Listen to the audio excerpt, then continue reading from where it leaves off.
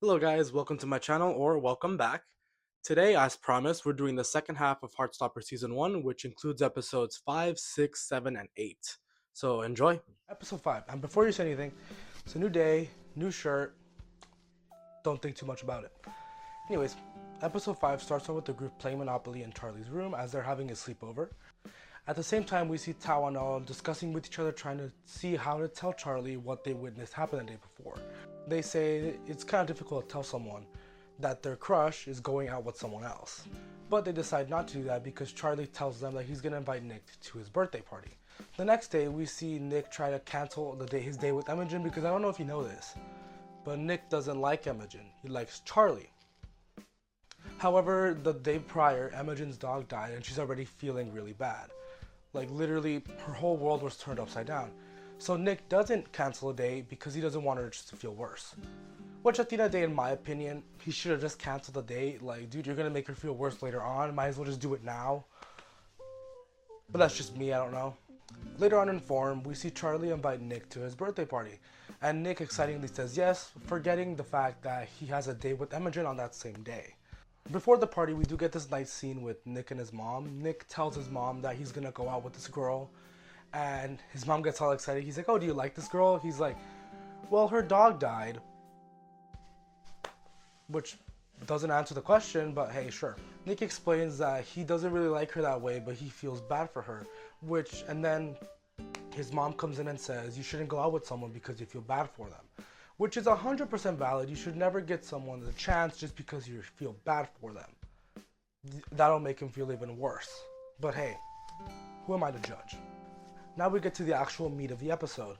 Nick arrives to the bowling alley where Charlie's hosting his party, and this is where Nick actually is formally introduced to Charlie's friends.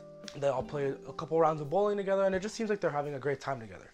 However, Tao is still on the fence about Nick, and he still thinks that Nick is using Charlie. Which is like, how could you say that? That's my baby boy right there. After round 2, Charlie goes off to the restroom and Tao sees this as the perfect opportunity to tell him about Nick. So he runs along after him. Tao meets Charlie in the restroom and he tells him all about Nick and how he knows that Nick is going out with Imogen and how he doesn't like Charlie and he feels like he's just using him. And Charlie obviously is in denial and doesn't believe him because, well, Nick is with him. So obviously he wouldn't be with someone else, right? The conversation ends by Charlie telling Tao that he trusts him and he's his friend, but it's really hard for him to believe that because Nick is also his friend, he doesn't want to believe the worst about his friend. Unfortunately, Nick is right outside the restroom overhearing everything and he just feels really bad. What we learn in this scene is that Tao is a very protective friend, which is a green flag, in my opinion. And if he would have known about Ben, he would have whipped his a long time ago. Like, don't play with him. And Ben would have been gone in seconds if Tao would have known of him. Anyway, as they both exit the restroom, Nick finds himself with Charlie and Tao just runs back to the group. Nick formally apologizes and gives Charlie a big hug, which is just really cute in my opinion, and also it shows that Nick isn't just fooling around. He actually cares about Charlie and he's just trying to figure himself out first before he can come out to everyone else. Later on, Nick does try to talk to Tao, try to get to know him, try to convince him that he's not a bad guy. However, Tao is still on the fence and it will take him a lot longer for him to fully trust Nick. And he even says that if he even hurts Charlie in whatever way, he's gonna have him beat up. I don't know how he's gonna do that, but hey, I would run away. Later on, we have this cute scene with Nick and Charlie as they're both playing with the claw machine. Forgot the word, blanked out a little, I'm sorry. They're playing with the claw machine, and then this is where they have their cute little scene where Nick tells Charlie he wishes that he met him sooner, which it's like, okay, he was acting like he's in his 30s or something. You guys are still teenagers, don't worry, you have time. This is when Nick gives Charlie his birthday present, which is just a picture that he took. I'll have a picture up here, but a picture that he took in the second episode on the snow day. Nick tells him that it was just his favorite day ever and he just really likes him and just loves being with him, which is just really cute. Oh my god, I cried. Charlie is happy and overjoyed to hear that a boy finally likes him for who he is, which is just great because this just shows that Nick is giving him something that Ben could never give him, which is love and respect, which is not asking for too much, by the way. And then they also share their first kiss in public, which Good job, guys. We're making progress. Next, we see a montage of everyone playing their own games. We see that Nick is playing with Charlie, Tao's playing with Elle, and Isaac's just off on his own. But before that, we do see Nick send a DM to Imogen saying that he's sorry he has to cancel the date, which I think he should have said that a long time before, but oh well, at least he said something. He tells her that he's gonna cancel their date and he'll explain everything to her tomorrow. Also, before we move on, let me just say, them playing Mario Kart is iconic. I love arcade Mario Kart, like, don't play with me. Given the chance, I would love to play all of them in Mario Kart, like, it would be a dream of mine. Anyway, the next day, Nick meets up with Imogen in the park, and they talk about what happened. Nick tells her that he's sorry about canceling their date last minute. He tells her that he doesn't fit in with her, or anyone in their friendship group for that matter. He tells her that he feels like his real personality has been forced inside him because he doesn't feel free to be himself around his friends. And as we saw, his real personality only shines when he's with Charlie, not with the rest of the boys. This is important because we see how much of an impact Charlie has had on him, and we see how much he truly cares for Charlie. Nick again says he's sorry, that he doesn't know if she could understand what he's going through, but to his surprise, she said that she does. She said that everything he's saying makes complete sense, and from this point onward, she backs off from him, which is very important to note because I know all of y'all love to hate on Imogen as if you guys in high school would not have hit on Nick Nelson. Like, calm down. Imogen, when she is told to back off, she backed off instantly. She has respect. She's an ally, so the Imogen hate stops here. If you guys want, I don't know. But anyway, that's it for this episode. Episode 6 starts off with Nick and his mom watching a movie in their living room. The movie they're watching is Pirates of the Caribbean, and his mom points out that they used to watch the movie all the time when he was a kid because he had a crush on one of the actresses. As he's watching the scene a bit more intently, it's just like boom, neuron activation. And this is when he realizes. This is when his brain cells start to click. He has a crush on both of the characters. He likes men and women. Huh. Later on, Nick goes back to his room and does research on bisexuality, and he realizes, hey, that actually might be me. He's getting a bit closer to understanding his sexuality, which is good for him. I just love how the show gives him enough time to breathe. It doesn't force him into coming out of something even though he's not sure of it himself. It gives him the time to do his research, to just think about his own feelings and emotions, and then come to his own conclusion at his own time. Next, we get a shift of scenes, and we see Tara posting a picture of her and Darcy on Instagram as she properly comes out to the whole world as a lesbian, which is good for them. I love them, if you didn't know. Unfortunately though, this is met with some backlash by some of the girls in her class, which, why do people have to be homophobic? I will never understand. Because of the backlash, Tara just kind of pushes herself away from Darcy just a bit. Nothing too crazy, but Darcy does notice. And before we move on, just wanted to say that during lunch, Elle does confess to the girlies that she might have a crush on Tao. Unfortunately, she doesn't really see it going anywhere, she just wants to keep it to herself. Now we flash forward to Nick and Charlie at the park, and this is where Nick asks Charlie how he realized he was gay. Charlie says that he's always been sort of aware of it and he never really questioned things, while Nick says that it wasn't the same for him. He thought he liked girls, he thought he liked boys, but now he's just kind of in this in-between of not knowing exactly what his sexuality is. Charlie tells him that it's okay, there's no need to rush, there's no need to label yourself right away, take your time and figure things out for yourself. Which, like I said, is a very important message to give to people, because you shouldn't be forced to come out, you shouldn't be forced to label yourself immediately, you should understand your own feelings and then just kind of get a grasp of it for yourself. The world doesn't have to know who you like or who you are. If you want to tell the world who you are, go ahead, but no one should force you to, right? Anyway, back to the show.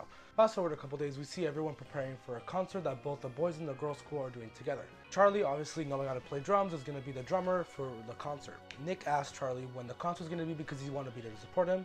I just love how, even though their relationship isn't out in the open, he still wants to be there and support his boyfriend, which is just so cute. Green flags all around. However, Charlie tells him that there's no need to be there if he doesn't want to. He doesn't want to bore him. He doesn't want to be in his way. So if he doesn't want to come, he'd understand. But of course, Nick just shrugs this off, and he says he wants to be there regardless. At the rehearsal, Nick runs into Tara, and they start talking, and at this point, Nick tells Tara about him and Charlie, which is a very big step. This is the first person he's ever told, and he's very happy that he told her. He's very happy that he's able to trust someone else with their relationship, which again is one step closer into coming out. Anyway, Tara invites Nick to join her and Darcy for lunch so they could talk about it further. Also, during lunch, I find it so funny that Darcy says, "Oh my god, we found another one," as if she's collecting the queers as if they were Pokemon. Which ain't no judgment, we love to see it. Not gonna lie, I kinda did the same. I kinda tried to spot out all the queer people just to make sure we could all be in a group and be friends. Anyway, Nick tells him that he's not out yet to anyone at all, and Darcy asks him if he wants to be, which Nick responds to, I don't know. Like we said, he's not fully aware of his sexuality at the moment. However, he's working toward it, trying to fully understand himself, but he would like to come out just so he could be with Charlie whenever until no one could say anything, right? Tara reassures him that it's okay if he doesn't know sexuality. He doesn't have to come out if he's not ready. He should take his time and then come out when he's fully confident in who he is. The day of the concert, before it starts, all of them go out for milkshakes and they consider it to be a triple date. Tara, Darcy, Nick, Charlie, Elle, Tao. Even though Tao and Elle don't know it's a date, but hey. They're the meddling queers, I guess. And this is where Nick tells them all that he's going out with Charlie. Everyone except for Tao. Remember that, it'll come up again later. Also, in this little scene, we also see Nick and Charlie share drinks. I think it's really cute. How this is technically their first date and they're just having fun together. And then they reassure each other that they will go on future dates later on. Again, remember that, it comes up later.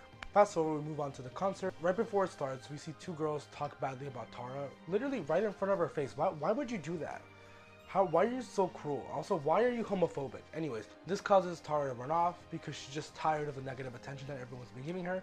Tara and Darcy both run into a music room, which is ironically the first room where they made out in. Very important, because they make out again. Anyways, for that, however, they have a heartfelt conversation where Tara tells Darcy that she doesn't think she was ready to come out to the world yet. She wasn't ready for all the negative feedback or the negative attention that coming out would bring. She thought that people would be more accepting, more on her side on things. A lot of people were on her side.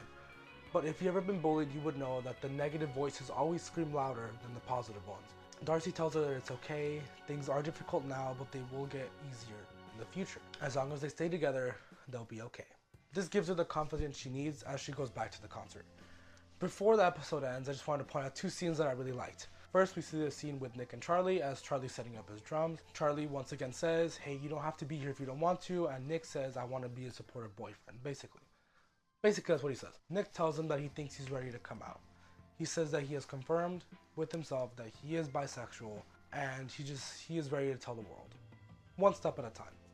The second scene is with him and Tara. Nick is helping Tara set up her instrument. I don't remember what it is. My bad. As they're setting it up, they both thank each other for being in each other's lives and for helping each other figure things out, which I think is just so beautiful. I just really love their friendship. And I'm really glad just to see a boy and a girl be friends. Like, I feel like in media, we never could see a boy and a girl be friends just because the implications that they're going to end up together are always so strong. But I'm always glad to see a platonic guy and girl friendship. Especially one like this, where they're both gay. Anyways, the episode ends by us seeing the beginning of the concert. And by the beginning, I mean the first 10 seconds. We don't get to see the whole concert, which is fine. Anyway, on to the next episode. Episode 7 starts off with Tori checking out on Charlie, seeing how he's doing. Just wants to get the tea, right? She sees that Charlie's gonna go out with Nick and his friends. However, she does feel a bit uncomfortable by this because, like we know, most of Nick's friends do suck. So she's valid for not feeling comfortable and Charlie going with them. Charlie says it's fine, Nick is gonna be there, so you know what, everything will be fine. This is also where Charlie tells her sister that him and Nick are actually going out. She says congrats, that she's really glad that they are actually going out because his pining was embarrassing. Which, as someone who has pined for someone before, I completely understand. It is kind of embarrassing, especially when it doesn't work out. But in this case, it worked out, so good for him. She asks if they're officially boyfriends, but he says that they're not ready to label it yet. This prompts a flashback where he remembers when he labeled his relationship with Ben as boyfriends. And Ben got offended. He was like, why would you think we're boyfriends? What are you on? Which, no, what is he on? I'm sorry, I hate Ben. I don't like Ben with all my heart, if you couldn't tell. A walking red flag for real. Anyway, the whole group goes to the movies. And unfortunately, Harry and Ben do tag along. And at that point, if I was Nick, I would have been like, no, let's just leave. Actually, let's just leave. Yeah, I wouldn't have felt comfortable. But anyway, they do stay, and they do end up sitting together. And they share a bowl of popcorn together. Everything is fine. Before they go into the movie, Harry makes a joke about why they can never bring any girls with them. Like, why are they always single? Which would a girl even want to hang out with you guys?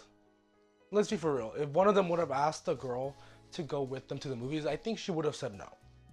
If she had self-respect, she would have said no. On the bright side, this is the first time we see Nick call Charlie Char. Yeah, that's it. There's not too many bright sides in this episode. At the end of the movie, as we're leaving, Harry decides to pick on Charlie, making him feel really uncomfortable, being really homophobic, which just makes Charlie end up leaving. Nick goes after him and he apologizes for Harry's actions as if he should be the one to apologize, but at least he got an apology, right? Doesn't make up for it, but an apology is an apology, I guess. Charlie says it's fine. He's used to the homophobia. He's used to everyone talking about him. He's just unfazed at this point. Or so he says. Right before he could leave, however, Ben catches up to Charlie and they talk. Ben asks if him and Nick are going out, which Charlie says just no, just dismiss it. Why does it matter? Then Ben becomes all defensive. He's like, well, of course he's not going out with you. Why would anyone want to go out with you? Which is like, oh, hold up. Calm down. Charlie rightfully points out, well, you did. And then this is where Ben says, I only went out with you because I felt bad for you. I'm not even gay. I just feel really sorry for you because no one would ever go out with someone like you. Which is like, obviously it's not true. But when you hear it, it just kind of stings. A little bit. Like I said, even though it's not true, it does feed into Charlie's insecurities of not being good enough and not being worthy of having friends, and especially not being worthy of having a boyfriend. After this, Charlie leaves, and then we see what happens inside. Nick goes back to his friends and he asks Harry why is he being so rude to Charlie? Why is he being homophobic? And this is when Harry says he doesn't really like Charlie. He doesn't feel like he fits in just because he's gay. So he is homophobic. Are we surprised? Raise your hand if you were surprised. No one should be raising their hand. We all saw this coming. After that, we both see them fight each other. Fair. Because if I would have heard Harry talking like that, I would have socked him a long time ago. Nick's mom comes to pick him up, and they both talk in the car. She asks him what happened, why did he fight, and Nick tells her he's just being really mean to Charlie, and he just doesn't want to see Charlie hurt in such a way. And this is when Nick's mom tells him, Charlie is a very special friend, isn't he? She knows. She knows. There's no way she doesn't know. She knows. Anyway, the next day, Charlie gets to see the bruise that Nick got on his face because of the fight, and he finds out that he got that bruise because of the fight. At this point, Charlie feels even worse about himself because he sees that Nick is getting hurt because of him. Charlie tells him that it's okay, he shouldn't have to defend them, he's used to hearing homophobic stuff like that all the time. Which Nick tells him he shouldn't have to be, which is really true. Just because you're used to pain doesn't mean you should be feeling it all the time. Just because people are bullies doesn't mean they should be bullies. You should stand up for yourself, or at the very least expect more respect from other people, which is kind of difficult to do, but hey, in a perfect world we would all respect each other for our differences. Unfortunately, that's not what's happening. Anyways, the next day, after a lot of thinking, Nick and Charlie both meet up for lunch at the cafeteria, and Charlie tells Nick that he thinks they should just cut things off with each other. Charlie feels really bad that Nick is losing a lot of his friends, getting into fights, and just getting in a lot of trouble and he feels like it's all his fault. So, for the best of both of their lives, he thinks that they should just stop seeing each other. And before Nick could respond, they both get distracted because there's a fight going on outside. As they run out, they see that Tao and Harry are fighting each other. Tao is finally standing up for my boy. Kind of. Well, I forgot to mention something. A day prior, Tao and Elle go out together to a park, and this is where Elle accidentally tells Tao that Nick and Charlie are going out. And Tao just feels really betrayed and hurt that Charlie didn't have the confidence and the trust to tell him otherwise. Hence why the fight kind of happened in the first place. Tao has all this pent up rage, and it feels like it would have been better if Harry just didn't exist. Harry wasn't in the way. Charlie would have felt more comfortable in telling him if Harry maybe wasn't there to bully them in the first place. So that's why they fight. Eventually Nick pulls them apart, and this is where Charlie gets the chance to talk to Tao. This is where Tao gets a chance to tell Charlie that he's really hurt, that he couldn't tell him that they were both going out, or that he just doesn't trust him as a friend. He just feels like he's been being pushed to the side now that Nick is here. And he just says that if they don't want to be friends, then we'll fine. And that's how the episode ends. Tao does make a very valid point though. Just because Charlie's trying to figure out his situation with Nick to see if they are a thing, if they're not a thing, they like each other or not, it doesn't mean that you should push your friends away. Especially someone like Tao who's always been in your corner and always wants to help you out no matter what. So I do think Charlie did mess up with that one. However, the whole thing with Nick, that is not Charlie's fault. I wanted to point that out. Nick getting into fights, Nick losing his friends, that's all on Nick growing as a person and realizing that his friends are not his people or not the people that he thought they were. So that's for the best. But I do think Charlie could have treated his friendship with Tao a bit differently and he could have trusted him a lot more and just talked to him a lot more.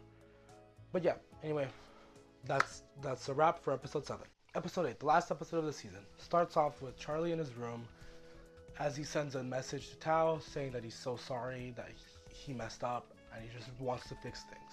To take some tension off of his shoulders, he decides to play the drums very loudly, and this causes Tori to go and check on him. Charlie tells his sister about both fights, saying that they were both his fault.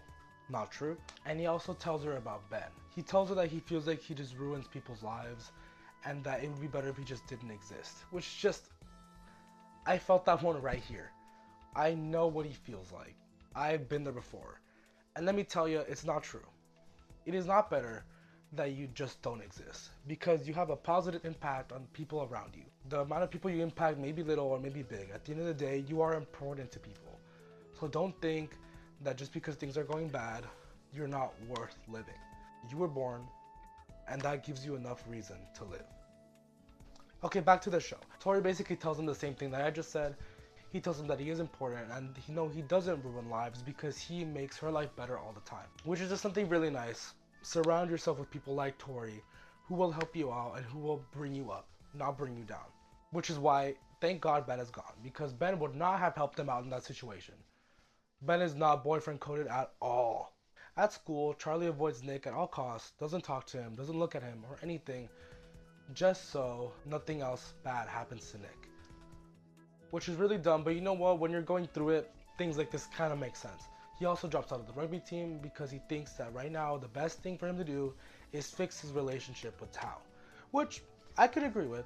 This is important because it shows just how important Tao's friendship is to Charlie. And I think it is really good that he decides to fix it instead of just leaving it be. Since Nick basically lost all of his friends and Charlie, he decides to have lunch with Tao. Awkward. The main thing that came out of the conversation was basically that Charlie really values Tao and his opinion and just wants Tao to be proud of him. Nick also finds out that sometimes, especially when Charlie's going through it, he feels like him just existing is just a bother to other people. He also finds out that if he doesn't appreciate Charlie as his boyfriend and he continues to keep him hidden and in the shadows, then he will always feel kind of crap about himself.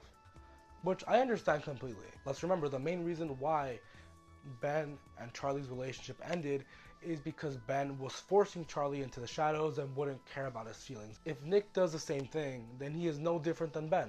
But of course we know he is different from Ben, so he does something else. Just give it a sec. Fast forward to sports day, where both the boy and the girls school come together for like an all-out field day. If you were in the American school system, you might remember field day. I remember field day. That was traumatizing. I did not like it whatsoever. A couple things happen. I'm just gonna rapid fire just because I don't want to go through shot by shot. In the art room, Tao and Elle have a little moment with each other where they almost kiss. Which they don't kiss, but it basically confirms that they both have feelings for each other. Tao and Charlie talk to each other, they both apologize, and their friendship is now healed. Also, we have a little scene with Charlie and Mr. Ajay, his art teacher, where he tells them that trying to hide away from his problems and being alone is almost just as bad as the problems themselves. He tells him, don't let anyone ever make you disappear. Which is true. You should never hide yourself away just because someone doesn't like who you are. You should be proud of who you are. Thank you for coming to my TED Talk. Also, we have another confrontation with Charlie and Ben. Charlie tells Ben just to leave him alone, and that just because Ben doesn't like who he is as a person and just hates himself for it, doesn't give him an excuse to make Charlie also feel bad about himself. Which is, again, 100% valid. And I agree, just because you don't like who you are doesn't mean you should make fun of someone else for being confident in who they are, right? I don't think this should have to be said, but I'll say it anyway. Now we get to the actual meat of the episode, right? The most important part. To me, anyways.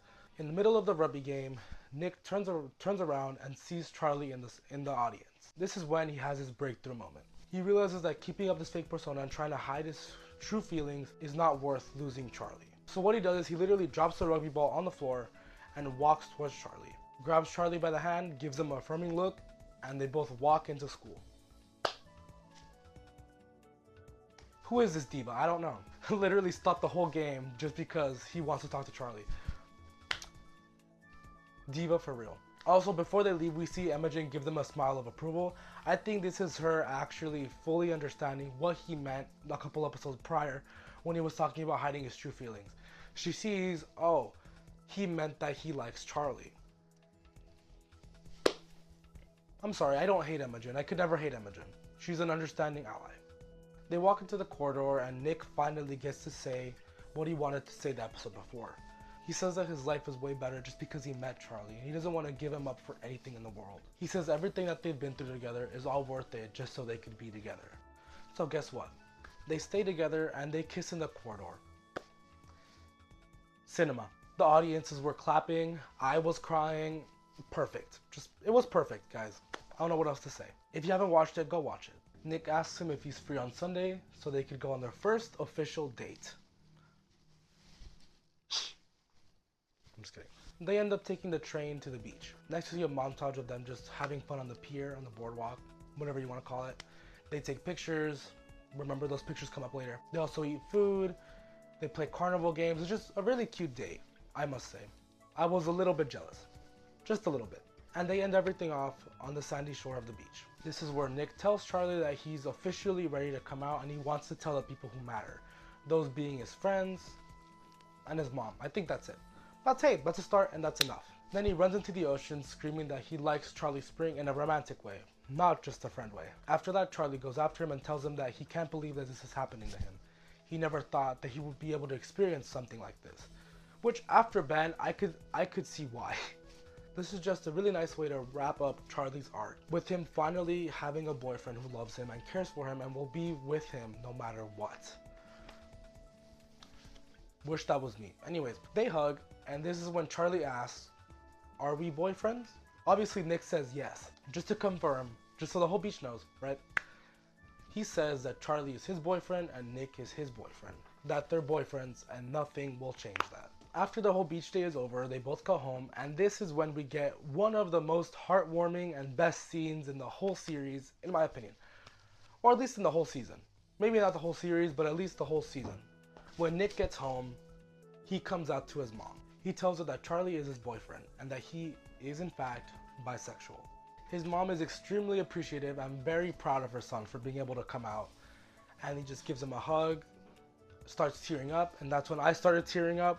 She's just very proud of her son for being able to come out and being able to be happy, which is basically all that she's ever wanted for him. If you notice, she's always wanted Nick to be happy, which is great, and I just love how accepting she is. The episode ends off by her asking, how long did you know? How long have you known that you liked Charlie? And he says he's liked him for a very long time, as we see a montage of the whole season, all their scenes put together basically. And that's it. If you haven't seen that scene in particular, I really do suggest you see that scene. It's just something really beautiful and very sentimental. I love it so much. It really did make me cry. It was just a great way to end off a very beautiful project. And that's the end of Heartstopper Season 1. So what did we learn? No, I'm just kidding. In my opinion, I do believe that the first season still holds up. I do believe it's a pretty good coming out story for Nick and a very good acceptance story for Charlie, and I really do like where they leave it off. Honestly, if it were to have ended right there with episode 8, I would not have been angry. But as you know, there's still 2 more seasons and possibly another season to cover in the future. Like I said, if you haven't watched it, I really suggest you do. It really does change lives. Well, at least it changed my life. I don't know about yours, but I don't know. Anyways, thank you so much for watching, guys. I know this one was long and so was part 1. But yeah, I really had a lot of fun making this. So if you guys want me to cover a different series, just go ahead and leave a comment. And yeah, let's see what I can do. Anyway, if you guys could, you could like, comment, subscribe, and maybe share this video with some of your friends. It would be greatly appreciated. And yeah, that's it for me. Thank you so much, guys, for watching, and have a good one. Bye.